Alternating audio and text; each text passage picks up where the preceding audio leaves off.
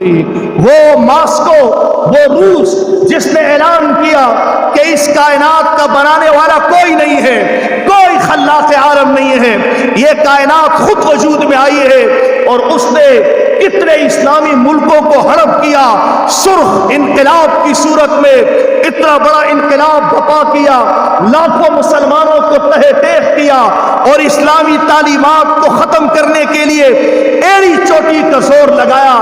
ایک صدی بھی گزرنے نہ پائی تھی کہ اس روس کا اپنا صدر ماسکو کے اندر ایک عظیم الشان مسجد کا افتتاح کر رہا تھا۔ یہ اللہ پاک مسلمانوں کو دکھا رہا ہے، یا ایھا الذین آمنوا، اے ایمان والو، من یرتد منکم عن دینہ، اگر تم اسلام کی فکر نہیں کرو گے، اگر تم اپنے ایمان کی فکر نہیں کرو گے تو یہ تمہارے اپنے لیے خطرے کی بات ہے۔ فسوف یأتی اللہ بقوم یحبهم ویحبونہ اذلۃ علی المؤمنین اعزۃ علی الکافرین یجاہدون فی سبیل اللہ ولا یخافون لومۃ لائم ذلک فضل اللہ یؤتیہ من یشاء۔ اللہ پاک فرماتے ہیں یہ اللہ کا فضل ہے، یہ اسلام جس کو اللہ دینا چاہے۔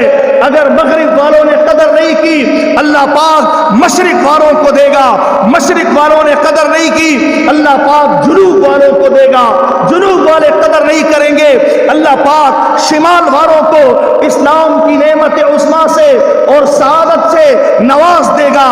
لیکن محترم دوستو، ایمان میرا اپنا ہے، میں نے اس ایمان کی قدر کرنی ہے۔ اگر میں نے اس دنیا میں امن، چین، سکون اور راحت والی زندگی گزارنی ہے، یہ کائنات میں پھیلی ہوئی اسلام کی 1450 سال کی تاریخ ایک ایک مقام پہ مسلمان کو سکھاتی ہے، لیکن مسلمان دیکھنے والا تو ہو۔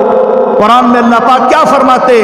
ان فی ذلک لعبرۃ لاولی الابصار۔ یہ جو میں نے تمہارے سامنے قرآن میں انبیاء علیہ السلام کے واقعات بیان کیے ہیں، اس میں آنکھوں والوں کے لیے بڑی عبرت ہے، بڑی نشانیاں ہیں۔ لیکن آنکھوں والے کون ہیں؟ جن کی صرف سر کی آنکھیں نہ ہوں، جن کی دل کی بھی آنکھیں روشن ہوں۔ وَلَٰكِن تَعْمَى الْقُلُوبُ الَّتِي فِي الصُّدُورِ، لیکن سینوں میں، دلوں کے اندر کی آنکھیں اللہ فرماتے ہیں جن کی اندھی ہو جائیں وہ کچھ نہیں کر سکتے، وہ اس کائنات میں ایمان کی سعادت سے محروم ہو کر اس دنیا سے رخصت ہو جاتے ہیں۔